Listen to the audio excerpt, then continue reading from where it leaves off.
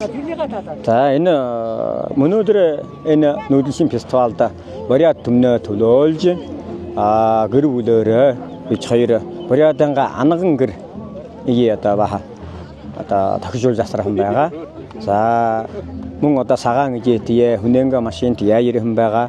За миний тухайд одоо Бурятанга аламж мөргөн гоохон хатан дүүхэн үлгэрээр одоо оролцож намнасаар оролцож байна. Мөн одоо байгаль шинжих одоо болдор анга талаараа оролцож байгаа.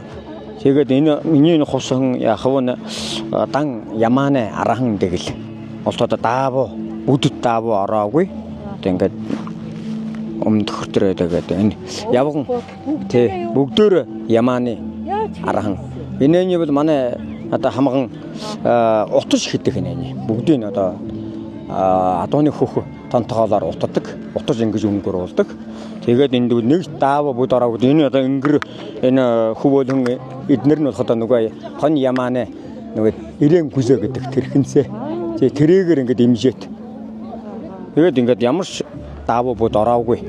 Одоо ер нь Бурят гэхэд үүтэ Монгол угсаатан бол ер нь одоо анхлан даава бүд гарааг хахад малын болон анганга одоо араа шүрэг хий гэж бүгдийг одоо янзлаад зунаа болоход нь үхий наваад өвлөх болоход нь өвтэйгээр нь хийгээд тэгээд өмддөг ийм одоо байхан байна.